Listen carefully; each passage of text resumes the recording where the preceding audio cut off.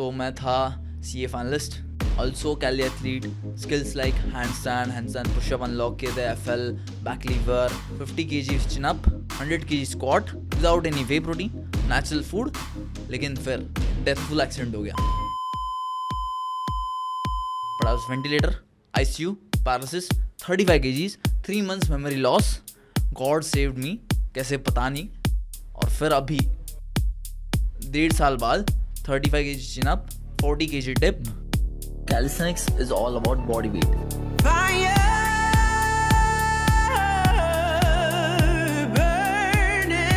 पहला शुभंकर है ना, वो मर चुका है।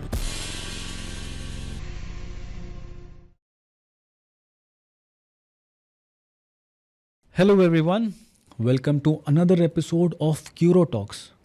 और आज के एपिसोड की जो थीम है वो है ऑप्टिमिज्म। कहीं ना कहीं जब भी हम हिम्मत हार जाते हैं, हताश हो जाते हैं, तो कहीं ऑप्टिमिज्म ही होता है जो हमें हमारी मंजिल तक पहुंचा देता है। और आज के जो हमारे गेस्ट हैं, उन्होंने ऐसा ही बहुत बड़ा चैलेंज देखा। कोई और उनकी जगह पे होता तो शायद हिम्मत हार जाता, बट उन्होंने अपनी हिम्मत नहीं हारी। ऑप्टिमिज्म के थ्रू, विल पावर के थ्रू उन्होंने अपनी पूरी रिकवरी करी और वापस उसी स्पोर्ट में गए जो उन्होंने शुरू किया था। तो मैं इसी के साथ वेलकम करना चाहूँगा हमारे आज के गेस्ट शुभांकर का। Hello Shubhankar, welcome to Curo talks. अच्छा, तो शुभांकर, सबसे पहले आप अपने एक बैकग्राउंड के बारे में बताइए कि कैसे आप इस स्पोर्ट में आए, कैलिस्थेनिक्स में आए, और उससे पहले आपका क्या बैकग्राउंड था? तो मेरा बहुत स्टोरी अलग सा है एकदम। आपको लगेगा कि एक पहले से एथलीट होगा अगर, बट मैं 12 तक कुछ भी नहीं किया था। 12 तक जिम भी नहीं लगाया था। 12 तक मैं पढ़ाई करता था, अच्छा था पढ़ाई में, 19 वगैरह आता था मैथ्स में वगैरह। उसके बाद मैंने जिम लगाया 12 बाद, 44 kgs का था। 44 kgs? हाँ, 44 kgs का था। उसके बाद एक 1.5 साल बाद मैं 58 kg टच कर लिया था। I was not an athlete right from the beginning. मैं छोटा था तब, एकदम अच्छा बच्चा था, बात कम करता था, मम्मी पापा से भी 4-5 शब्दों में बात होती थी, एकदम सब कुछ मन में ही रहता था मेरे, मतलब दिमाग में हाँ ना जो भी रहेगा दिमाग में। और मैं अच्छा खासा पढ़ाई में भी अच्छा, मैथ्स में 98 वगैरह आता था, 12th में 98 था, 99 था, सॉरी 99? यस 99। उसके बाद 12th में 89% वगैरह, 10th में संस्कृत में 99 वगैरह, एकदम अच्छा बच्चा था। मैथ्स मेरे को पसंद था, मतलब प्रैक्टिकल सब्जेक्ट्स मेरे को पसंद थे। थ्योरेटिकल में कैसा है, पढ़ते बैठो, ये याद करना। हाँ, याद करना बहुत एक। और प्रैक्टिकल सब्जेक्ट क्यों पसंद था, एक बार समझ में आ गया ना, बस खत्म। फिर आपको ज़िंदगी में कभी पूछा जाए आपको आएगा। इसके लिए प्रैक्टिकल पसंद था मेरे को। 12th में जब जिम लगाई ना मैंने, 44 kgs का था, और 2-3 मैंने जिम किया नॉर्मल। वो एक अलग बात है, मैं जेनेटिकली बेस्ट था कि 2-3 पुलअप्स ज़्यादा था मेरे को पहले, और डिप्स भी अच्छे फॉर्म में जाता। बहुत से लोग को नहीं जाता है, बट मेरे को जा रहा था। लेकिन 2-3 महीने बाद I was just scrolling Insta, मेरे को मसल अप दिखा और मैं पागल हो गया कैल्सियम के पीछे। तब मेरे को मालूम पड़ गया कैल्सियम बॉडी वेट ट्रेनिंग, इसमें मास्टरी होती है। और मैं इतना ये हो गया ना, इतना पसंद आ गया ना मेरे को, I was doing it only. Okay. और मैंने ये सब पकड़ लिया, एथलेटिक। तब वहाँ से कैलिस्थेनिक्स में इंटरेस्ट आ गया? यस, वहाँ से चालू हो गया। तो कैलिस्थेनिक्स से किक मिलने लग गई? यस। ओके, अच्छा। कैल्सियम से किक मिलने लग गई 12th से, बट मैं पढ़ाई भी कर रहा हूँ। मतलब CA का कैसा है कि आर्टिकलशिप में काम पता चल ना। हाँ। उसके तो 10th में भी अच्छे मार्क्स आ गए थे, 91% थे कुछ। संस्कृत में 99 हमेशा, कुछ हमेशा फर्स्ट सेकंड थर्ड आया हूँ मैं, स्कॉलरशिप मिली है। लेकिन ठीक है, लेकिन फिर मैं बोला कि मेरे को कॉमर्स करनी है, और मेरे को पप्पा कह रहे थे कि अच्छे परसेंटेज है, साइंस ले, इंजीनियरिंग पर। क्योंकि हमारे इंडिया में हर लोग क्या बनता है, कोई इंजीनियर बनता है, कोई डॉक्टर बनता है, वही सब मेन स्ट्रीम करियर्स है ना हमारे, बहुत अच्छे है, बहुत अच्छे। तो वो बोल रहे थे, और मेरे को बनना था CA। क्यों CA? क्योंकि मैं 6th स्टैंडर्ड में था, और मेरी नेबर वो CA फाइनल दी। मेरे को तो पता भी नहीं CA क्या रहता है, और वो रोते हुए घर आई थी, पप्पा मैं फेल हो जाऊंगी, पक्का फेल हो जाऊंगी, ये बहुत हार्ड गया मेरे को ऊपर। और ठीक है, रिजल्ट जब आया, अब पास तो हो गई हो, आप गेस कीजिए और क्या हुआ रहेगा? क्या? इंडिया में 18 थी। इंडिया में 18? Yes. And then I got to know कि CA बहुत कम लोग बनते हैं। मतलब इंडिपेंडेंस से अब तक 5 लाख लोग हैं, राउंड फिगर बता रहा हूँ, मतलब उसमें मरे भी होंगे या फिर जो भी। बट ये मेरे को किक मिल गया क्योंकि वो प्रैक्टिकल है ना। तो तब 6th स्टैंडर्ड से आपको डिसाइड कर लिया था? हाँ, 6th स्टैंडर्ड से डिसाइड कर लिया था CA बनने का। C का C भी नहीं पता था मेरे को, बट मेरे को बनना है क्योंकि मेरे को किक मिल रहा ना पढ़ाई में। बट मेरे को सीए बनने का है। और फिर 10th के बाद पापा बोल रहे हैं, मतलब मेरे को कॉमर्स लेने का है, मेरे को सीए करने का है। और पापा ने बोला ठीक है अभी क्या कर सकते हो कर ले। और फिर मैं 11th-12th हो गया मेरा। 12th में भी मैथ्स में 99 आ गया था, मतलब मैं लास्ट बेंचर था। मैं 12th तक मैंने लास्ट बेंच पे बैठ के 99%। यस यस यस यस, मतलब लास्ट बेंच पे बैठता था हमेशा। बस ऐसा है कि टीचर पे फोकस देता था, टाइम पास नहीं करता मैं, टीचर पे फोकस देने का। और पढ़ाई में बस एग्जाम से 20-25 दिन पहले करता, लेकिन वो किक बैठता था मेरे को प्रैक्टिकल सब्जेक्ट्स का वगैरह। तो 19 आ गया था। लेकिन उसके बाद सी लिया, तो सी का एंट्रेंस एग्ज़ाम 12th के बाद होता है 3 महीनों में। वो CPT वो ओकेश हो गया था, मतलब ओकेश मेहनत किया था उसमें, ज़्यादा नहीं बट होता है 20-25% पासिंग है उसका, अच्छा है। लेकिन वो ऐसा मेरे को लगा नहीं कि इतना बड़ा सी है वगैरह। फिर आ गया इंटरमीडिएट, तो फिर उसके बाद एक इंसिडेंट ऐसा हो गया, मतलब इंटरमीडिएट में जो CA का सेकंड एग्ज़ाम है, कि मैं सीधा घर बैठ गया उसके बाद। अच्छा, मतलब 2 साल के लिए घर पे बैठा। आई वॉज एग्जाम नहीं दिया, एग्ज़ाम ही नहीं दिया कोई भी। और बीकॉम के लिए हमने क्या किया, हम CA कर रहे हैं, बीकॉम तो ऐसे ही हो जाएगा, तो हमने कॉलेज ढूंढ निकाला था जहाँ पर अटेंडेंस कंपलसरी नहीं था, बस एग्ज़ाम देने जाओ। और हमने ढूंढ निकाला वो कॉलेज, और मैं 2 साल बस एग्ज़ाम देने जाओ ज़्यादा था, और मैं घर पे बैठा रहा। घर पे बहुत ये हुआ, तो पापा मेरे को बोला अरे भाई तेरे को क्या है, तू जा, फेल तो फेल, तो एग्ज़ाम तो दे। तो मैंने 2 साल बाद, मतलब धूल खा रहा था वो पुस्तक, पढ़ाई नहीं था वो, तभी मैंने एक दिन में मैराथन लेक्चर देखे, मतलब जहाँ पर आपको पूरा सब्जेक्ट पढ़ाता है, एक ही इतना 7-8 घंटे या फिर 9 घंटे ऐसा रहता है। तो मैराथन लेक्चर्स देखे, और मैं ऐसे ही पेपर देने गया, मतलब ठीक है अभी फेल तो फेल। और मैं पहले 3 पेपर दिया, तब मेरे को ऐसा अच्छा लग रहा था। तो उनमें मार्क्स भी ऐसे आ गए, एक में 35, एक में 37, और तीसरे में शायद 33 या समथिंग। मतलब पप्पा 40 मार्क्स तो पासिंग है हमारे CA में, ये तो बिना पढ़े यस बिना पढ़े, मतलब वो मेरे दिमाग में रहेगा शायद, जो भी हो, बट 2 साल पढ़ा नहीं था ना, फिर भी 37, मतलब 3 मार्क के लिए फेल। तो फिर मैंने 3 महीना विदाउट एनी क्लासेस मेहनत किया, बट फिर मैं 3 पेपर मेरे को गारंटी था पास, तो पास ही होएगा, और पास भी हो गया था 3 पेपर में। लेकिन लास्ट पेपर में 1.5 घंटे बाद, क्योंकि मैं टैक्स का है ना बस पढ़ के गया था, थेरोटिकल नॉलेज किया था, प्रैक्टिकल नहीं किया था, सम सॉल्व नहीं किए थे, मतलब कर दूंगा। अरे पेपर में आया ना, पेपर में मेरे को ऐसा हुआ कि 1.5 घंटे बाद कुछ नहीं आ रहा, मैं सीधा पेपर क्लोज किया और रोते बैठा था मैं, मतलब आवाज़ नहीं किया मैंने, बट आँख से पानी आ रहा था, मैंने क्या करूँ ऐसा हो रहा था, और छोड़ दिया था मैंने, मतलब अभी तो फेल ही होऊंगा। क्योंकि CA में ऐसा है कि आप भले 3 पेपर में पास हो जाओ, एक में फेल हो गया ना, खत्म।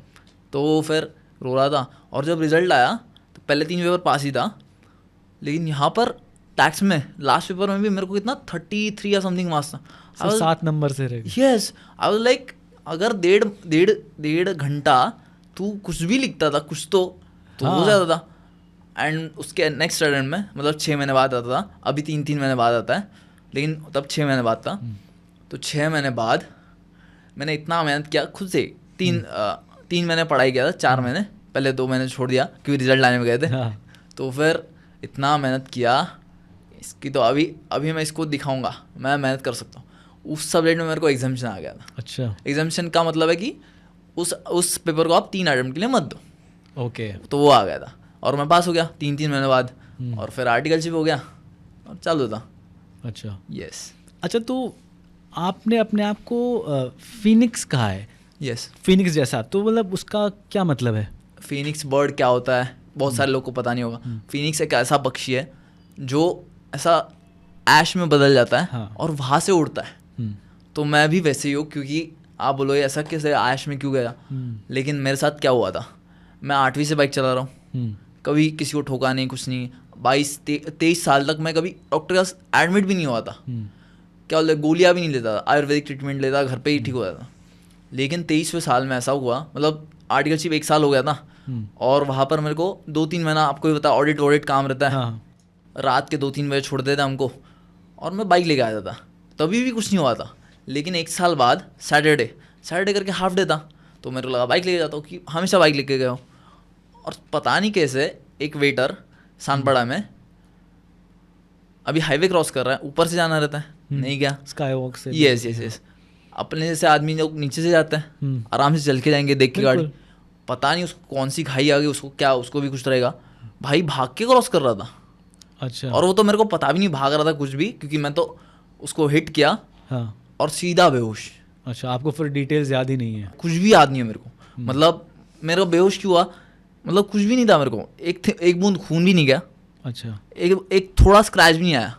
मतलब बोलते ना कि पेंसिल से पेपर हाँ। स्क्रैच, थोड़ा भी नहीं, हेलमेट तक फूटा नहीं था, अच्छा, एवरीथिंग वाज इन प्लेस। और गाड़ी का भी बस हेडलाइट थोड़ा हुआ और बर मैं बेहोश हो गया था।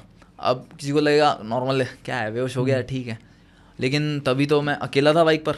और मैं, जैसे कि लोग देखने वाले लोग बताते कि आप ऐसे मुंडी डाल करते उसके ऊपर और बैठ दे हाईवे पर ही। और मेरे को पता नहीं, भगवान नहीं बचाया मेरे को। मतलब वहाँ से वो हाईवे से पुलिस की कार जा रही थी, उन्होंने हमको देखा, उन्होंने हमको हॉस्पिटल लेके गए। फिर मेरे फर्म आरटीएलसी फर्म को पता चला तो उन्होंने लाख रुपए भर के मेरा इलाज शुरू कराया। फिर मेरे आरटीएलसी फर्म वालों ने मेरे पप्पा का नंबर ढूंढ निकाला, उनको बताया, और फिर मेरे को फोर्टिस में लाया गया। और फिर I was unconscious for 12 days। 12 days तक अनकॉन्शियस? यस।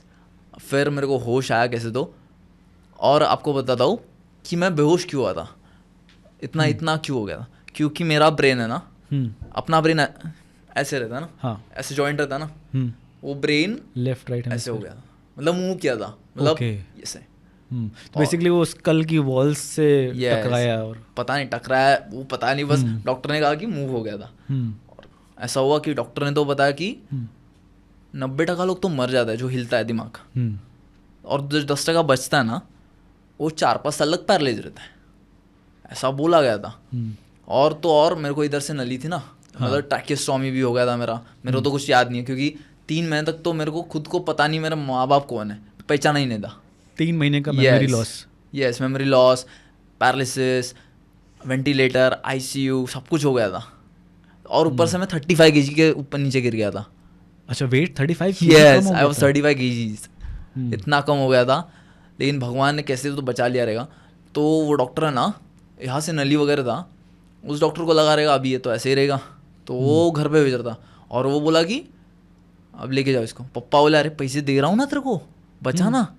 बोला कि नहीं ऐसे। और फिर पापा और रिलेटिव्स वगैरह अच्छे थे, उन्होंने दूसरा हॉस्पिटल ढूंढ निकाला सानपड़ा में। उनको अच्छा लगा रहेगा कि जान बचेगी, बच्चे की अकेला बच्चा है। और मैं उस हॉस्पिटल में 15-20 दिन बाद मूवमेंट होने लग गया मेरा। और फिर फिजियोथेरेपी वगैरह करके बच गया, लेकिन अभी भी मेरा चालू है रिकवरी। लेकिन Indeed you can say I am 90% recovered, right. मतलब पहले तो 0% गारंटी था। और ये एक्सीडेंट कितने दिन पहले हुआ था? एक्सीडेंट मेरा हुआ था 4 फरवरी 2023। अभी आई थिंक 2 ही साल हुए हैं, या 2.5 years ऐसा। ऑलमोस्ट 90% रिकवर हो चुके हो। और आपने वापस कैलिस्थेनिक्स भी स्टार्ट कर दिया है। That's actually remarkable. ये बहुत ही इंस्पायरिंग स्टोरी है सबके लिए। राइट। जैसे कि हम लोग अपने पॉडकास्ट में हमेशा से कहते आए कि स्पोर्ट्स कहीं ना कहीं एक जो आपकी बॉडी का एक नींव है, एक बहुत स्ट्रॉन्ग नींव रख देता है। तो आई थिंक जो मुझे भी ऐसा लगता है कि आप जो कैलिस्थेनिक्स की जो ट्रेनिंग कर रहे थे उस समय, तो उसने शायद आपकी बॉडी को इतना एबल कर दिया कि आप जल्दी रिकवर हो पाए, या शायद जो डैमेज हो सकता था आपके ब्रेन या बॉडी को, वो शायद उसकी वजह से कम हुआ। तो कहीं ना कहीं ये मैं रीइटरेट करूँगा कि स्पोर्ट्स से कितना ज़्यादा बेनिफिट हो सकता है, किस तरह से आप बच सकते हैं, कितनी जल्दी आप रिकवर कर सकते हैं। तो ये हमने टाइम एंड अगेन देखा है कि जिम्नास्टिक्स होते हैं या मलखम होता है, या क्या कहते हैं शुभांकर के केस में कैलिस्थेनिक्स है, जो कहीं ना कहीं हमारी बॉडी को और स्ट्रॉन्ग बनाते हैं। कोई भी ऐसा इम्पैक्ट फिजिकल या मेंटल हो, उसके लिए हमारी विल पावर को और हमारी बॉडी को उतना ही ज़्यादा रेजिस्टेंट बनाते हैं। तो अभी आप कितना हील हो गए हो? मतलब अगर हम परसेंटेज वाइज गिने, या अगर जैसे आपकी रिकवरी जो आपने बताया कि पैरालिसिस थी, तो वो अभी तक कितना सब कुछ इम्प्रूव हो चुका है? बहुत इम्प्रूव हो चुका है। मतलब मैं तो कहूँगा कि yes, I am 90% improved. Okay. और फिर इंडीड राइट साइड थोड़ी वीक है मेरी, स्ट्रेच नहीं हो पाती वगैरह, लेकिन फिर भी कर पा रहा हूँ ना मूव वगैरह। और दिमाग से बस फोकस नहीं हो पाता अभी। मतलब पहले जो फोकस था, याद रहता था सब कुछ, अभी थोड़ा कितना 1%। मतलब नॉर्मल लोग जो भूल जाते हैं ना, जी अभी क्या बात कर रहा था, या फिर मैंने बॉटल इधर रखा है, वो नॉर्मली तो हमारे लिए नॉर्मल है, डेली।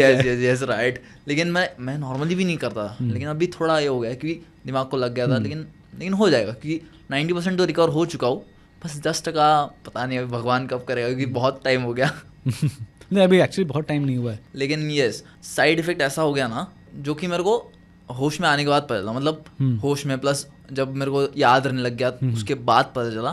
क्योंकि इंडीड पहले तो डॉक्टर ने जान बचाई, क्योंकि गारंटी नहीं थी। Of course. और बचने के बाद जब मेरे को समझ में आ गया, तब मेरे को दिखा कि आपकी तरफ देख रहा हूँ ना, तो मुझे आपका नोज ऑलमोस्ट दिख रहा है 70-80%, बट राइट आया है ना, वो पूरा ब्लैकआउट। अच्छा, इस साइड से आपको नहीं दिख रहा है? यस, मतलब इस साइड से नहीं, इसका मतलब ये 30% मेरा फेस का आपको ये साइड? यस यस यस, इसका 30-40% नहीं दिख रहा।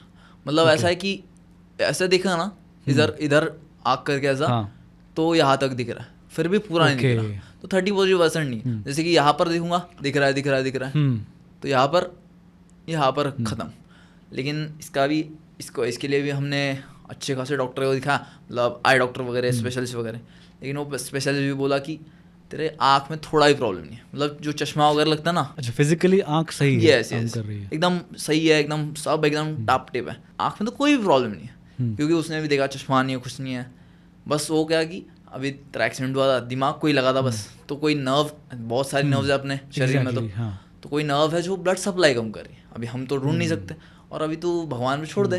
और क्योंकि वो भगवान पे छोड़ दे, ऐसा बोला कि हम तो कुछ नहीं कर सकते, और ऊपर से बोलता है भगवान ने तेरे को 2 साल पहले तेरे को भी पता है, तू हिल नहीं पा रहा था, तेरा गर्दन, हाँ गर्दन बस इतना हिल रहा था, अभी हिल रहा है, पैरालाइज था, सब था, मौत ही था। सबसे बड़ी बात है कैलिस्थेनिक्स वापस कर रहे हो? यस, कैलिस्थेनिक्स वापस कर रहा हूँ, बट कर रहा हूँ ना। तो बोलता है अभी तू कर रहा है सब कुछ, तो अभी भगवान पे छोड़ दे, अच्छा रहेगा तो हो जाएगा रिकवर, नहीं तो छोड़ दे। तो मैंने तो अभी आई थिंक अभी छोड़ दिया है। अभी आप बहुत यंग स्टेज में हो, और आई थिंक अभी इस समय जो हेल्थ है, मुझे लगता है वो ग्राफ अपवर्ड्स ही जाता है। तो आप अगर अपना डाइट और वर्कआउट्स कंसिस्टेंट रखते हो, तो आई थिंक आप इम्प्रूव ही करोगे। तो वो तो आई थिंक है। बट मुझे एक चीज़ पूछनी है कि ठीक है, आप इतने बुरी तरह से इंजर्ड थे, तो वहाँ से लेके तब तक जब आपने कैलिस्थेनिक्स डिसाइड किया कि मुझे करना है, वापस जाना है, तो क्या मोटिवेशन था आपका? तो ये हुआ कि मैं खाना खा रहा था एक दिन ऐसे ही, और मैं लेफ्ट हैंड से खा रहा था। तो मैं पप्पा को पूछा, पप्पा मैं लेफ्ट हैंड से क्यों खा रहा हूँ, मैं तो राइट आदमी हूँ। और पप्पा ने तभी कहा, तू मेरा अकेला बच्चा, तू गाड़ी लेके मत जा, कितने बार बोला तेरे को, लेकिन गया था और तेरा एक्सीडेंट हो गया, तेरे को पता भी नहीं है, लेकिन तू मौत से बाहर आया। और फिर तब पता चला मेरे को, वेंटिलेटर, आईसीयू, पैरालिसिस, 3 महीने तक तो मम्मी डैडी को तक पहचान नहीं। अच्छा, ये वो पॉइंट था जब आपको मेमोरी वापस आने लग गई? यस यस यस, मतलब कहते हैं ना, 2 महीने तो बिल्कुल पहचान नहीं था। उसके बाद 1 महीना ऐसा जो हो रहा है वो समझता था, लेकिन याद नहीं रहता कि कल क्या हुआ था, कि या फिर आगे क्या होगा, कुछ नहीं याद था। लेकिन उस दिन से मेरे को ऐसा फिट होने लग गया, मतलब अभी जैसे किया कि कल क्या हुआ था, ऐसे रजिस्टर होने लग गया। तो होने लग गया, तभी मालूम पड़ा भाई साहब कहाँ से आ रहा हूँ मैं। तो कहीं ना कहीं वो थॉट प्रोसेस जब आपको वापस समझ में आया कि आपका बेसिकली नेचर एटीट्यूड क्या है, तो कहीं ना कहीं इसलिए आप वापस से कैलिस्थेनिक्स में आने शुरू हो गए? बचपन से मैंने वो किया है, क्योंकि मेरे को पता है कि मैं प्रिविलेज हूँ, मतलब फाइनेंशियल स्टेबल हूँ, इतना स्टेबल हूँ कि जी सकता हूँ। ऐसे नहीं कि बहुत सारा पैसा अपन उड़ा सकता है, ऐसा नहीं, बट स्टेबल दो, मतलब जी सकता हूँ। तो मेरे को पता था कि मेरे को दिल और दिमाग को खुश रखना है हमेशा। तो मैं बचपन से वही करते आ रहा हूँ जो मेरे दिल और दिमाग को 100% खुश रखे, 100%। मतलब जो लोग कहते हैं ना कि मेरे को करने का नहीं था, फिर भी किया मैं जीने के लिए, मैं वैसा कभी नहीं किया हूँ। मतलब मेरा 100 या फिर 0 होता है, लेकिन मैं तो 0 हो गया था। आपको भी पता है, मतलब इतना होने के बाद आपको लगता है कैल्सिंग रहेगा। 1 साल बाद फिर से मूव होने लग गया मैं, फिर मैंने चालू किया मूव करना वगैरह, मूवमेंट करना, फिर भी मेरा कितना 1 या 2 पुलअप्स ज़्यादा था। ऑफ कोर्स, अब इतने बड़े एक्सीडेंट से वापस 1-2 pullups, 5-6 dips. I was like क्या हो गया है, कहाँ था मैं। मतलब मैं पहले तो बिल्कुल वैल्यू नहीं देता था, मतलब ऐसा बोला कि अरे 50 किलो डिप मार रहा है, वहाँ देख मुंबई वाले लोग, इंटरनेशनल एथलीट्स वगैरह 80 kg डिप, 140 kg डिप वगैरह बहुत आगे थे ना।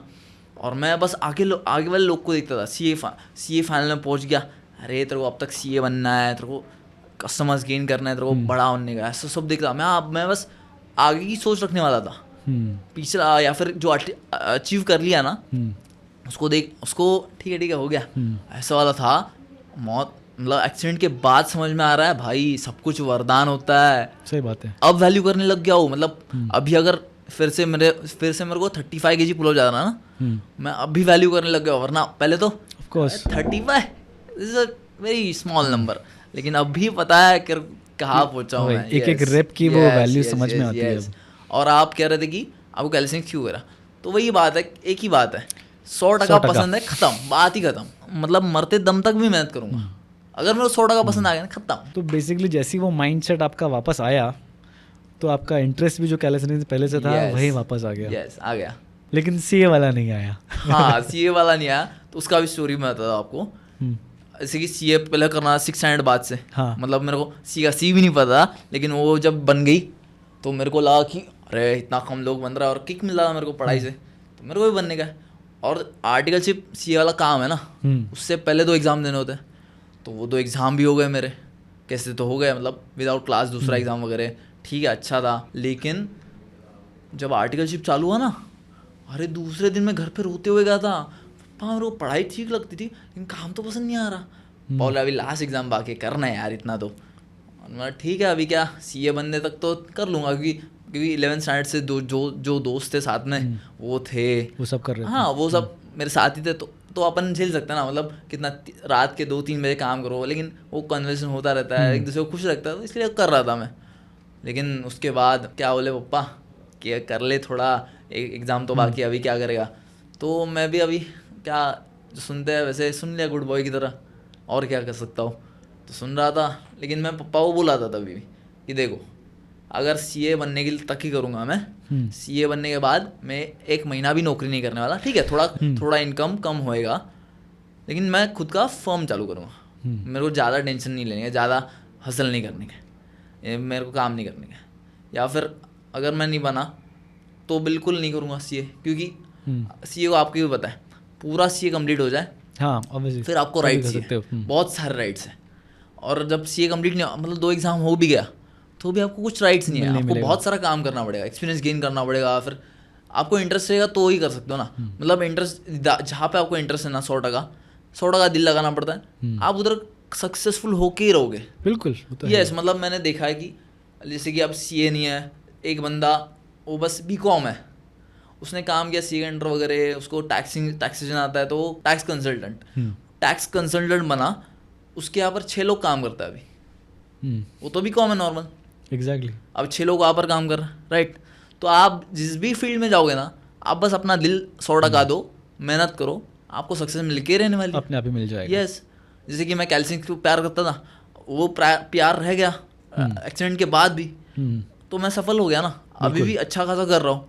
बिल्कुल, जिस तरह से आपकी रिकवरी है, आई थिंक आप बहुत जल्दी वापस से आई थिंक नेशनल लेवल और उस लेवल पे आप खेलने लग जाओगे। यस, मेरे को पता नहीं है, एथलीट का तो नहीं पता, लेकिन या रिकवरी तो अच्छी खासी हो रही है, और खेल सकता हूँ, खिला तो बिल्कुल खेलूंगा। आपके हिसाब से आपको क्या लगता है, एक्सीडेंट से पहले वाले शुभांकर में और एक्सीडेंट के बाद वाले शुभांकर में क्या क्या डिफरेंस आया है? हो, बहुत डिफरेंस है, मतलब जो लोग मेरे को पहचानते हैं ना, हाँ, पहले से एक्सीडेंट के पहले से पहचानते हैं और बाद से पहचानते हैं, उनको ही पता है वो डिफरेंस क्या है। मतलब मैं तो कहता हूँ पहला शुभंकर है ना, वो मर चुका है, और ये दूसरा शुभंकर जो पैदा हो गया ना, वो बहुत चूजी है, फटाक से निर्णय बदल लेता है, एवरीथिंग इज, हाँ, बट ऐसा बात है, अच्छा ही है वो, मतलब 1 रुपये के लिए भी डुबेगा नहीं किसी को, लेकिन हाँ वो खुद के चॉइसेस वगैरह अब अलग हो गया है, फटाफट एकदम चूजी हो गया है, अपने आप को प्रेफरेंस देने लग गया। यस, मतलब पहला शुभंकर ऐसा था ना कि वो किसी से बात नहीं करता ज़्यादा, मम्मी पापा से तक 4-5 शब्दों में बात होती थी, एकदम शांत था,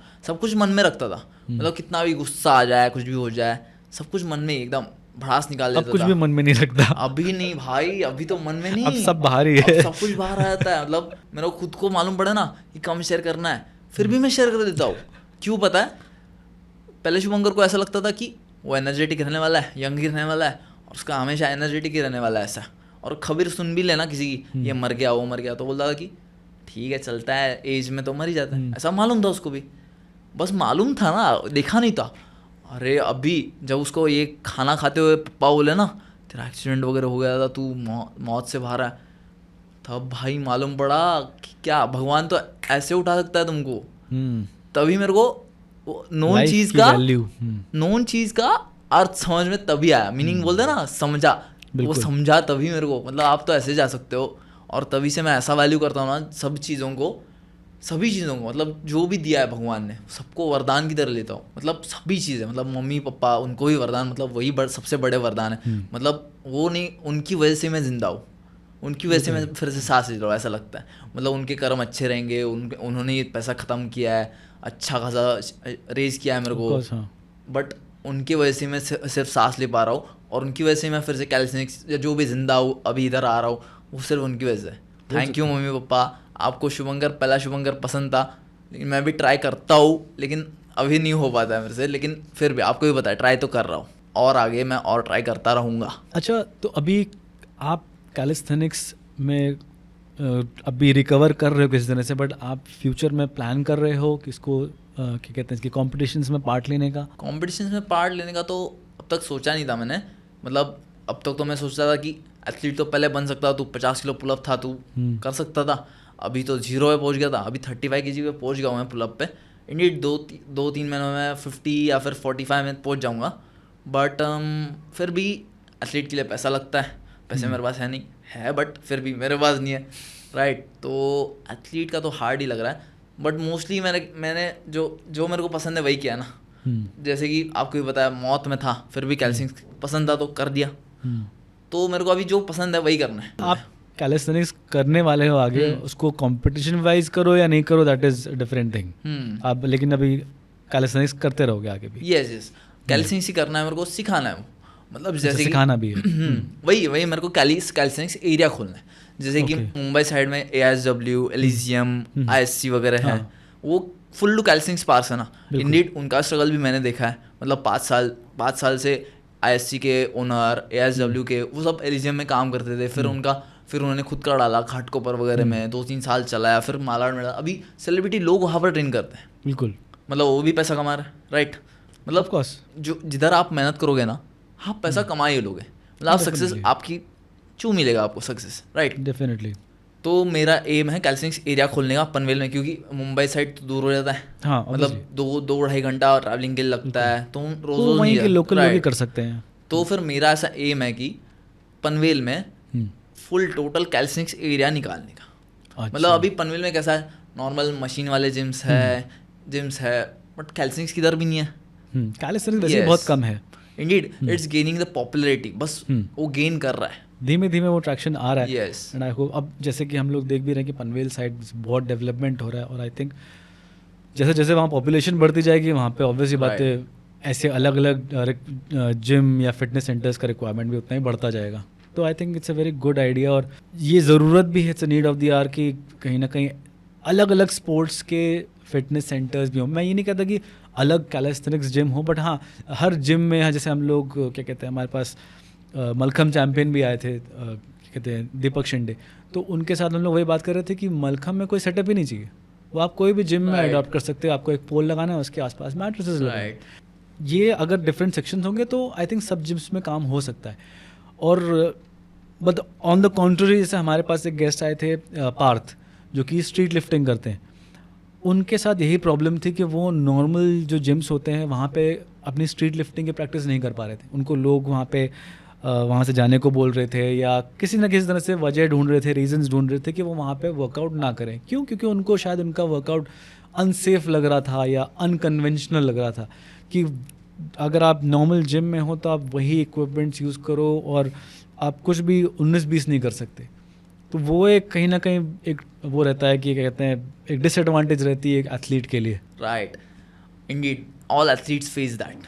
मतलब मैं खुद भी, मतलब पनवेल एरिया आपको ही पता है, पिछला है, थोड़ा मुंबई एरिया एकदम, हाँ, थोड़ा सा बैकवर्ड है, हाँ, थोड़ा है, लेकिन पनवेल एरिया भी अच्छा ही है, क्योंकि मेरे को जिम बहुत सपोर्ट करती है मेरी, जिस जिम में जाता हूँ। मतलब उसका ओनर अच्छा है, ट्रेनर आपको भी पता है कैसे है ट्रेनर। मतलब मेरे यहाँ पर जिम में 1-2 ट्रेनर ने हैं अभी, तो मैं एक ट्रेनर को बोला कि 2 मिनट के आ जा, हैंडस्टैंड के लिए सपोर्ट देते। मतलब पहले तो हैंडस्टैंड पुशअप करता था मैं, हैंडस्टैंड कर लेता था, खुद से कर लेता, लेकिन अभी आफ्टर एक्सीडेंट मैं रिकवर हो रहा हूँ ना, हेडस्टैंड मैंने अनलॉक किया है। अब तक हैंडस्टैंड अनलॉक नहीं किया, 2 सेकंड के लिए होल्ड कर पाता हूँ मैं, लेकिन फिर भी करना है ना ज़्यादा।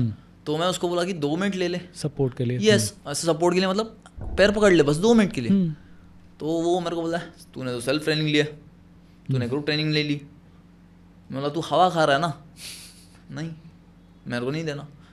तो वो सहन कर रहा हूँ मैं अभी। मतलब एक तो सपोर्ट नहीं दे रहे, फिर दूसरे बात की फ़ैन नहीं चलाते, और जैसे पार्च हमारे कह रहे थे फ़ैन नहीं चलाते, तो उस जिम में भी फ़ैन नहीं था, पहले से फ़ैन नहीं था, मतलब पहले साल गया था ना तो भी फ़ैन नहीं था।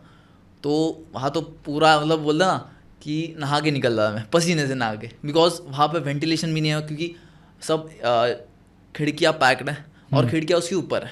अच्छा, तो वेंटिलेशन नीचे नहीं आता होगा। यस, वेंटिलेशन चालू ही नहीं है। तो वो बोलते कि क्रॉसफिट का जिम है तो उधर तेरे को किधर भी नहीं मिलेगा, ठीक है।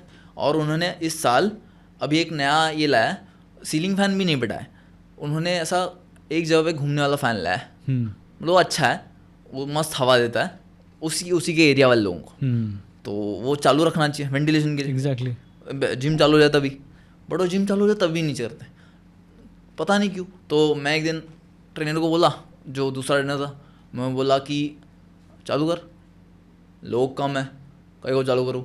अबे लोग कम है, जैसे कि ये चालू करेगा तू तो पूरे जिम में हवा जाता है, इसका हवा तो उतने ही लोग को जाएगा जो उसके सामने रहेंगे। लेकिन फिर भी मैं बताया नहीं, बोला नहीं, जाने दो। फिर तो लोग भी आ गए थे, मतलब 8-10 लोग थे, और 2-3 लोग उधर भी वर्कआउट कर रहे थे। तो मैं बोला अभी तो लगा सकता हूँ, कौन वर्कआउट कर रहा है उधर, और मैंने उम्मीद छोड़ दी है मैंने, मेरे को बस वर्कआउट करते रहना है उसी जिम में, क्योंकि वो बेस्ट जिम है पनवेल का, हाइट है, कैल्सिनिक्स कुछ भी कर सकते हो तुम, और उसके ओनर भी अच्छे हैं, बहुत अच्छे हैं। लेकिन ओनर तो जिम नहीं संभालते, जिम संभालते ट्रेनर लोग, उनके बट कहीं ना कहीं ये सोच अलग है। नहीं, फिर मैं कह रहा हूँ जहाँ पे किसी को एक हेल्प चाहिए, एटलीस्ट वो एक बेसिक जो नीड है, जो बेसिक रिक्वायरमेंट है, उनसे एक्सपेक्टेशन है, वो तो वो कर ही सकते हैं। राइट, मतलब ये बेसिक रिक्वायरमेंट हो गए। जैसे कि अभी मैं बेंच प्रेस मार रहा था, और मैं ज़िंदगी में सपोर्ट नहीं लिया कभी, मतलब 4-5 साल तक जब किया ना, सपोर्ट लेना बुरी बात है मैं कहता हूँ, क्योंकि जब आप सपोर्ट में एग्जैक्टली यस, कैल्सियम में नहीं, नॉर्मल जिम में भी आप करते हो बेंच प्रेस वगैरह, तो आप सपोर्ट के लिए जब पीछे रखते हो ना, तो आपको पता रहता है कि फेल होगा, सपोर्ट पकड़ लेगा, तो आप फेल होते हो या फिर पास हो भी गए तो भी फायदा नहीं है, मतलब आपका मसल फुल्ली वर्क नहीं करता। तो आप ऐसा लोड लीजिए जो आपको पता है कि कर सकता हूँ मैं, लेकिन फाइट करेगा थोड़ा, ऐसा लीजिए। और मैं वही करता था। लेकिन अभी एक्सीडेंट के बाद, अभी जब मैं बेंच प्रेस मार रहा था, तो आपको पीछे रखना पड़ता है एक आदमी जो आपको रॉड उठाकर देगा आगे, बिल्कुल, तो उससे आपका एफर्ट कम हो जाता है। तो मैंने पहला सेट ऐसा खुद से ही मारा, क्योंकि मेरे को तो सपोर्ट नहीं लेना उनका, उनसे बात ही नहीं करनी। लेकिन तब मेरे को एकदम ज़्यादा एनर्जी लग गया, ऐसा लग गया, मतलब रेप्स कंप्लीट हुआ था 4 रेप्स, लेकिन फिर भी ज़्यादा एनर्जी गया ऐसा। तो मैं उसको बोला कि सपोर्ट देने आप बस पहला निकाल के दे दे। तो क्या बोला रहेगा, पहला सेट तूने मारा ना तो मारते रहे। मतलब क्या भाई, तो ऐसा एटीट्यूड क्यों है उनका? हाँ ना, क्यों ऐसी पता नहीं, एनमिटी है, पता नहीं। मतलब वो क्या, फिर आया तो था सपोर्ट देने, लेकिन क्या ऐसा बात करके आएगा। एग्जैक्टली मतलब दूसरे जो और फिर एक दिन बोलता है कि मतलब ऐसे ही जब नया ट्रेनर आ गया था वो, और मैं भी नया हूँ जिम में, क्योंकि 1 साल बाद फिर से लगाया, तो 1 घंटे बाद हो गया था, 1 घंटा वर्कआउट तो हो गया था, तो मैं 1.5 या 1 hour 40 minutes हो गया था मेरे को। तो मेरे को बोल रहा है कि 1 घंटा तो वर्कआउट हो गया तेरा, कितना टाइम करता है वर्कआउट। आई वाज लाइक, मैं एथलीट हूँ भाई, घंटे के हिसाब से हम हाँ ना, क्या जिम में? यस, मैंने बोला पैसे तो, मन में कह रहा हूँ पैसे तो दिए, ऊपर से मैं एथलीट हूँ भाई, मतलब तुमको क्या 1 घंटा वर्कआउट करने का, मतलब जो लाइफ में कुछ ना और कर रहे हैं उनको बस फिट रहना है, इसके लिए 1 घंटा आ जाता है, ठीक है, वही होता है, different thing for them. Yes, और पूछते हैं अभी क्या करूंगा, तो ये बताएंगे कि ऐसा करो वैसा करो और हो जाएगा। लेकिन एथलीट लोग का भी कुछ है ना, एथलीट लोग घंटों, मतलब 1 घंटा तो कुछ भी नहीं, उनके 1 घंटा तो वार्म अप होता है। और एक बता दो मैं बात, री-रैकिंग, मतलब आप 1 घंटा वर्कआउट कर सकते हो, आप ये सपोर्ट क्यों चाहिए तेरे को। इन्हीं सब प्रॉब्लम्स की वजह से मैं चाहता हूँ कि मैं अपना कैली पार्क अपने पनवेल साइड में खोल दूँ, मतलब मुंबई के लिए 2-2.5 घंटा जाना ना पड़े, लोग आ सकते हैं, लोग आके कम करे, वेट बढ़ाए, वो जो उनका गोल होगा। अभी मैं अपने गोल के हिसाब से वर्कआउट, जैसे कि मैंने 44 से 58 kg हो गया था कैल्सिंग्स करके, या फिर जो भी करना उनको, उनका गोल क्या रहता है, ये बढ़ाने का वेट, या फिर कम करने का, या फिर स्किल सीखना है, या फिर ये करना है, फिर वो करना है, उस गोल की तरह वर्क करो ना, और जितना घंटा चाहिए उतना घंटा कर लो। हाँ, और फैन चालू रखो, गानी चालू रखो, तो नॉर्मल सी चीज़ है यार। एग्जैक्टली, लेकिन क्या करें। ठीक, लेट्स होप कि आपका ये जो टारगेट है वो ज़रूर जल्दी से जल्दी पूरा हो। I hope too. हाँ, आपकी जो रिकवरी की जो जर्नी है और यहाँ तक में, कौन है जो मतलब ऐसा पर्सन या कोई ऐसा रोल मॉडल जिसको देख देख के आप रिकवरी की तरफ और बढ़ते गए? एक 2-3 लोग हैं जिनको मैं आपको भी बताया, मैं पैसे को वैल्यू नहीं करता, मैं सिर्फ अच्छे मोमेंट्स चाहता हूँ। Yes. मतलब जिनमें हंसी आए या फिर ऐसे कोई एकदम पास वाले लोग, मतलब जैसे कि मेरा संकेत मामा है, वो मेरे साथ ही था, मतलब कसम से कह रहा हूँ, मतलब वो जब से मैं ये कर रहा हूँ ना कॉलेज के टाइम से, उससे थोड़ा बात होने लग गया मेरा। पहले भी था वैसे बात, लेकिन पहले मैं छोटा था और ऐसे कभी कभी ऐसा नॉर्मल था, लेकिन कॉलेज के टाइम से बहुत ये हो गया, क्योंकि वो भी CA फाइनलिस्ट है और विदाउट क्लास CA फाइनलिस्ट है वो। अच्छा, वो इतना होशियार है। लेकिन मेरे को CA CPT में क्लास लग गया था और बाद में तो मैं भी था, बट फिर भी, और हम दोनों इतने कनेक्टेड थे ना, मतलब हर चीज़ शेयर करते थे, हर चीज़, मतलब उसने मेरे को, उसने ही उठाया है ज़िंदगी में। मतलब सबसे कनेक्टेड था। मतलब जब मैं हॉस्पिटल में था ना, एक तो गाड़ी भी उसी का ही था। अच्छा, यस, मतलब वो गाड़ी वगैरह, वो उसकी चीज़ें शेयर ही नहीं करता। उसकी बहन है ना, वो तक मेरे को बोली थी कि अबे वो कुछ भी शेयर नहीं करता, वो तेरे को गाड़ी दिया था, ज़रा सोच। और मैं कहा ठीक है, अभी इतना प्यार करता है, लेकिन उसकी गाड़ी थी और मैं चला रहा था 1 साल से, और उसने भी दी थी क्योंकि एक बाइक था, वो पापा लेके जाते स्कूल, और फिर हमारा घर 2 किलोमीटर दूर था स्टेशन से, तो मतलब बस से जाएगा, टाइम लेके जाता, उससे अच्छा स्टेशन पे बाइक रखा। वो भी कहता था कि स्टेशन तक बाइक लेके जा, ऑफिस तक बाइक ले गया, और वही हो गया। पता नहीं ऐसा कैसे हो गया, लेकिन हो गया। तो उसी का बाइक था। और तो और जब मैं हॉस्पिटल में था ना, 30 दिन था ना, 30 दिन भाई उधर ही थे, और उनको बुखार था, लेकिन फिर भी उधर ही थे। और वो इतना अच्छा है ना, कनेक्ट तो थे, लेकिन उनको कुछ तो ऐसा बुरा लग गया बाद में। और वो ऐसा आदमी है ना, सीधा सीधा कनेक्ट तो कनेक्ट, या फिर डिस्कनेक्ट। और भाई साहब ने अभी 7-8 महीना हो गया मेरे से बात तक नहीं की है, और तो और ब्लॉक करके रखा है। और फिर एक दिन मतलब उसकी बहन की ननंद है, उसकी शादी थी, तो उधर गया था मैं, और मेरे को पता था उधर मामा दिखे, मासी दिखेगी, और दोनों दिखे, और मैं सीधा मतलब आंखों से पानी आ गया मेरे, और आधा घंटा रोता रहा मैं।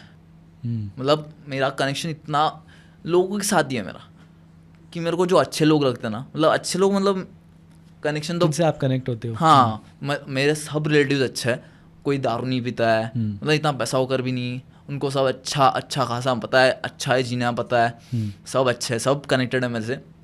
सब ने बचाई मेरी जान क्यों बची है वो भी आप समझ सकते हो। मतलब इतने लोग सब जुड़े हुए थे, सभी आए रहेंगे, मदद की रहेगी, तभी प्रे किया रहेगा तभी, लेकिन अच्छे है सब। लेकिन कनेक्ट उनसे था क्योंकि वही था ना, CA फाइनलिस्ट, सब हमारा सेम था, ऐसा सब होता था।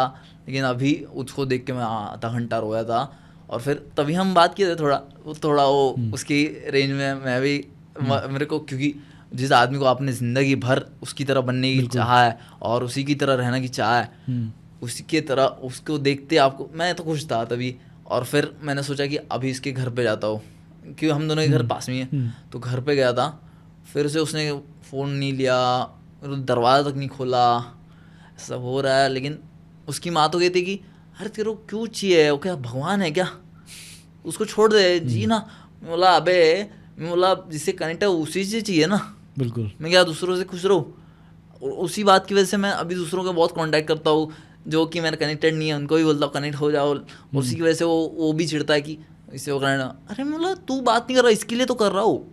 तो अभी डिस्कनेक्ट है कि कनेक्टेड है? डिस्कनेक्टेड है ना, डिस्कनेक्टेड है। I am waiting, I am just working for it. संकेत जी प्लीज़, अगर आप ये पॉडकास्ट देख रहे हैं या सुन रहे हैं तो प्लीज़ शुभांकर के साथ वापस कनेक्ट हो जाइए, उसकी ज़िंदगी और खुशहाल हो जाएगी। वो बहुत कुछ आपके साथ शेयर करना चाहता है, हमारे साथ तो बहुत कुछ शेयर कर रहा है, तो प्लीज़ वापस से आप कनेक्शन जोड़ लीजिए अपना, और आपस में खुशहाल रहिए, साथ रहिए, एक दूसरे को मोटिवेट करते रहिए प्लीज़। और तो और आपको कहूँगा, आज मेरे मासी का मतलब संकेत माँ जैसी, वो भी अच्छी है, लेकिन उसने भी ब्लॉक करके रखा है मेरे को। वो बोलती है तू मम्मी की रिस्पेक्ट नहीं करता है, मम्मी को ये करता है वो करता है, CA नहीं बन रहा, पढ़ाई नहीं कर रहा। शुभांकर आज से सब करेगा, सब नहीं, प्लीज़ कनेक्ट हो जाइए वापस से। मैं पढ़ाई नहीं करूँगा। तो प्लीज़ शुभांकर से वापस से सब कनेक्ट होने की कोशिश करिए, क्योंकि शुभांकर बहुत कोशिश कर रहे हैं उनकी लाइफ में। लास्ट कुछ साल से बहुत सारे उतार और चढ़ाव आए हैं, तो वो भी कोशिश कर रहा है अपने आप को चेंज करने की और सबसे कनेक्टेड रहने की। और आई थिंक एक ऐसा टाइम है जहाँ पे क्या कहते हैं उसका, एक टेस्टिंग टाइम चल रहा है, तो सब साथ में रहेंगे तो उसको भी ताकत मिलेगी और वो भी दूसरों को अपनी एक पॉजिटिव एनर्जी जो है शुभांकर की वो औरों को भी दे पाएगा। आज उसकी मासी का बर्थडे आज, तो और मैं विश भी नहीं कर पाऊंगा। तो आप यहाँ से विश करो तो ना, हैप्पी बर्थडे टू यू।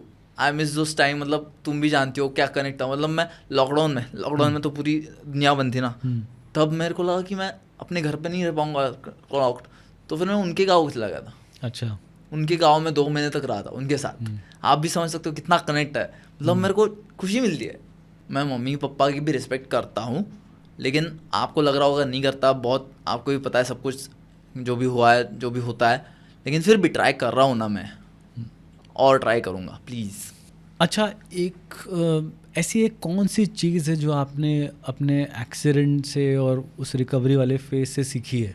एक चीज़ मैंने बहुत बड़ी सीखी, पहले वाला शुभंकर था ना, वो कुछ भी ऐसा मतलब कितना भी बड़ा अचीवमेंट कर ले, जैसे कि सी एग्ज़ाम्स पास हो गया था 2, या फिर कैल्सियम में भी अच्छे खासा स्किल हो गया था और 50 किलो पुलअप वगैरह करता था, लेकिन फिर भी खुद को वैल्यू ही नहीं देता था। मतलब वैल्यू नहीं, मतलब जो बोलते हैं ना खुशी चाहिए अचीवमेंट की, कभी नहीं होती थी। मतलब 50 किलो पुलअप, अबे मुंबई वाले देख कितना 80 kg पुलअप मार रहे हैं, 100 kg वर्ल्ड जो खेलते हैं वो देख, तेरे को और आगे जाने का है, इसमें क्या खुश हो रहा है तू।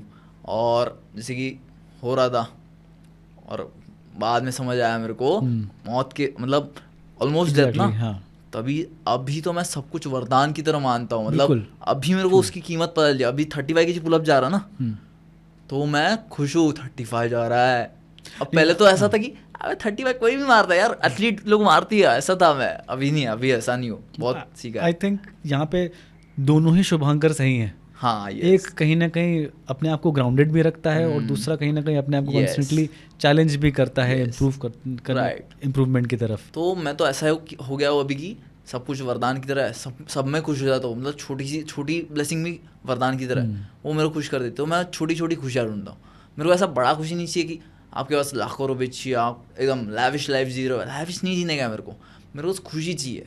आपको पहले बस पता रहता है कि एज के बाद मौत हो जाएगी वगैरह, लेकिन आप जब देख लेते हो ना, तब आपको वैल्यू पता चल जाती है कि क्या वैल्यू, इनको क्या कितना इंपॉर्टेंस देना चाहिए। वो तो एक होता है जिसके साथ एक बॉन्ड बन जाता है हमेशा, उन्हीं के साथ रखते हो। इट्स नॉट अबाउट कि वो फाइनेंशियली कैसे हैं या एकेडमिकली कैसे हैं। राइट। बचपन में हमेशा होता था, मम्मी कहती थी वो बच्चा फर्स्ट आता है बेटा उसके साथ बैठो।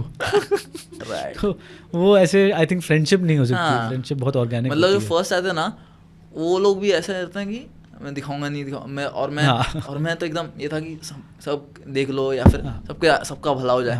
तो मैं सीपीडी का मॉक टेस्ट था कुछ, तो तब एक ऐसा बच्चा आता था उधर कि एकदम चिल मजा करता था, और मैं एकदम लिख रहा था 93 आ गया था मेरे को 100 में से, और उस बच्चे ने मेरा पेपर कॉपी कर लिया था। मैं भी दिखा देता था कि क्या हो रहा है, तेरे को कुछ प्रॉब्लम है, कॉपी करेगा तो वो पास हो जाएगा, किसको वो उल्लू बनाएगा या फिर क्या करेगा, ओके इसका मर्डर ऐसा त्रास तो नहीं देगा। तो फिर वो बोला कि अबे तेरे को सेट डी था और मेरे को सेट है था, तेरा पेपर अबे तेरे को 93 आ गया, मेरे को 23 आ गया था। और वो बोला कि सीपीटी में फेल हो गया था मैं। अब तेरे को बताया, मैं बोला हाँ तो तुम मजाक किया था एकदम, तो चिल। और उसके बाद भाई के पापा सीए थे, कोल्हापुर नहीं, ऐसा सोलापुर या कुछ तो बोला, वहाँ के पहले सीए थे। उनको भी 10वीं में कितना 66 या कुछ तो मिला था %। लेकिन सीए बने, पापा सीए बने, उसकी बहन जर्मनी में। तो मेरे को भी ऐसा लगा कुछ तो करना है, तो फिर मैं सीएस में गया सीपीटी के बाद। और सीएस की लेवल 1 में भाई का AR आ गया। मतलब जो बंदा मजाक किया टाइम पास करता, उसने पढ़ाई की, AR1 आ गया, इस लेवल 2 भी हो गया। और लेवल 3 में भाई ने मतलब 2 पेज का आंसर क्वेश्चन रहता ना, उसने क्वेश्चन पेपर पे मार्किंग किया कुछ तो, और उसको बैन लग गया। फिर उसको इंस्टीट्यूट ने बैन किया, ICSI ने, मतलब इंडियन इंस्टीट्यूट, जैसे कि ICAI है ना, CA लोग वैसे ICSI है, उसने बैन लगाया 5 साल का। मतलब वो हियरिंग चालू था, तो वो बोला अरे भाई पढ़ने मतलब क्वेश्चन में मार्किंग क्या, तो आप तो सेट भी बनाते हो, वो क्या कॉपी करूँगा मैं? तो बोले कि नहीं मार्किंग अलाउड नहीं। और वो बहुत सारे बैन किए वैसे, मतलब जिसने अंडरलाइन भी किया ना उनको भी बैन किए। अच्छा, क्या बताया। और मैं उसको बोला कि अबे ICAI वाले तो CA पेपर में तो रफ वर्क के लिए ये लिखते हैं कि रफ वर्क है, रफ वर्क करो इधर। अरे वही ना, इधर देते नहीं है, इसके लिए मैं तो रफ वर्क भी नहीं कर सकता। हाँ, इसके लिए मैं समझने के लिए कर दिया था, लेकिन 5 साल बैन, तो हैंडी AR1 होके भी कोई कंपनी बोलते बैन ले रही नहीं है, तो मैं अभी ऑस्ट्रेलिया आ गया। वो बोलता है कैसे, तो कनेक्शन बन गया, मतलब उनको इंटरव्यू लिया मेरा, बोला ऑस्ट्रेलिया में फ़ीस कितनी है, फिर बोला 60 लाख। हाँ बोल रहे अबे 60 लाख कैसे दे रहा है, बोला ठीक है, हाँ बोलते जॉब भी कर रहा हूँ, थोड़ा जॉब भी हो गया, इंटरव्यू तो जॉब में 3.5 लाख मिल रहा है, हाँ वो बराबर है फिर। और तो और वो बोल रहा है कि अरे हाँ वो तो है, लेकिन अभी देखूंगा 1.5 साल बाद, बोल रहा है कि कनेक्शन अभी इधर रहने दिया तो देखूंगा। और तो और बोल रहा है कि एक अपने महाराष्ट्र का ये आदमी है, उसने तो कुछ एजुकेशन नहीं लिया, लेकिन फिर भी इधर है। पूछ क्यों, मतलब क्यों, इधर सांप बहुत है ना, सांप बहुत है उधर ऑस्ट्रेलिया में, अच्छा बहुत सारे सांप है। हाँ। तो बोलता है उन्होंने चालू किया था ऑस्ट्रेलिया वाले ने, सांप पकड़ने वाली चाहिए, जिसको सांप पकड़ना आता था, भाई इतना पैसा उसके पास। अच्छा भाई तू बोलेगा ऑस्ट्रेलिया में घर लिया उसने, ऑस्ट्रेलिया में सांप पकड़ के, मतलब एक सांप पकड़ेगा $2000 मिलता है उसको। 2000 अब सोचो $2000 में क्या होएगा। ऑस्ट्रेलिया में आई थिंक बहुत वन ऑफ द बिगेस्ट वो है क्या कहते हैं, कलेक्शन है लाइव सांपों का, जिनको जिनके वेनम को कलेक्ट करते हैं और एंटीडोट बनाते हैं। बहुत सांप है ना उधर, बहुत सांप है वहाँ पे। अच्छा तो शुभांकर, अगर आपकी लाइफ को एक शॉर्ट स्टोरी में समराइज किया जाए तो वो क्या होगी? Okay, this is the shortest story I can provide you with. तो मैं था CA फाइनलिस्ट, और मेरे को 12th में मैथ्स 99, 10th में Sanskrit 99, also cali athlete, skills like handstand pushup unlock किए थे, FL, back lever, everything was unlocked. 58 kg body weight पे 58 kg डिप, क्लीन फॉर्म, एकदम clean, you can see the videos. 58 kg dip, 50 kg chin up, 15 kg pull muscle up, 100 kg squat, and endurance was a god weight, because मैं कभी endurance के लिए practice नहीं किया हूँ, लेकिन 63 डिप्स जाता था, 35 पुलअप्स और 12 muscle ups, 12 body muscle ups clean, और 10 भी अनलॉक था, मतलब 10 muscle ups, 10 dips, 10 pullups, without any trainer, okay, without any way protein, natural food, natural everything, naturally मेहनत किया वगैरह सब आगे चला गया। लेकिन फिर एक बहुत बड़ा हादसा हो गया, डेथफुल एक्सीडेंट हो गया। मतलब मैं गाड़ी चला रहा था, वो बंदा बीच में आ गया और फिर मैं ठोका, पता भी नहीं कैसे पड़ा, ventilator, ICU, paralysis, 35 kgs, 3 months memory loss, God saved me, कैसे पता नहीं, लेकिन फिर भी जो प्यार किया ना, 100% पसंद है ना, मैं प्यार करता रहा कैल्सिनिक से, 0 से स्टार्ट किया मैंने, मतलब जो इंसान मौत में था, हिल नहीं पाता था, वो स्टार्ट किया। और फिर अभी 1.5 साल बाद 35 kg chin up, 40 kg dip, endurance अब तक वापस नहीं आया, स्किल्स तो पैरालिसिस था, बैलेंस भी नहीं है, लेकिन फिर भी हेड स्टैंड अनलॉक कर लिया मैंने, और हैंड स्टैंड भी कर ही लूँगा। तो मेरा मतलब वही है कि आप दिल दो अपना, जिधर 100% लगे वही। और ये एक्सीडेंट वगैरह मेरे को खुद को पता नहीं है, तो उसको मैं महत्व नहीं देना चाहता। लोग बोलते हैं कि तू बता के सिंपैथी गेन कर रहा है, अबे मेरे को पता भी नहीं है मैं सिंपैथी गेन कर रहा हूँ, मतलब ये 35 kg पुल अप वगैरह सिंपैथी गेन करना है, बता भी नहीं सकता मैं। मतलब क्या जीवन कैसे जिएंगे अपन? आपको अगर आप ह्यूमन हो, ह्यूमंस को फीलिंग्स रहती है, ह्यूमंस एक्सप्रेस कर सकता है, आपको करना चाहिए ना। बिल्कुल। तो आप क्या खुद के ऐसे रहते हो कि इधर रहने का, इधर मैं खुद अकेला ही रहूँगा, किसी से बात नहीं करूँगा? आप काम तो कर ही लेते हो, क्यों? पैसा चाहिए आपको, डेफिनेटली। तो आप बात कीजिए ना, एक्सप्रेस होइए, कुछ तो बोलिए। बिल्कुल। क्या है सिंपैथी गेन कर रहा है? Shubhankar, thank you so much हमारे पॉडकास्ट में आने के लिए और इस पॉडकास्ट में 4 चांद लगाने के लिए। हमने बहुत कुछ सीखा और आपकी जो स्टोरी है वो सही में इतनी इंस्पायरिंग है, एंड आई एम श्योर कि हमारे व्यूअर्स और लिसनर्स जो होंगे वो आपकी स्टोरी से ज़रूर इंस्पायर होंगे। और कहीं ना कहीं लोग, जो हमने बात करी कि लोग कहीं ना कहीं अपने आप लाइफ को और अपने अचीवमेंट्स को फॉर ग्रांटेड लेने लगते हैं, कहीं ना कहीं वो उस चीज़ को अब वैल्यू भी करेंगे। तो थैंक यू सो मच।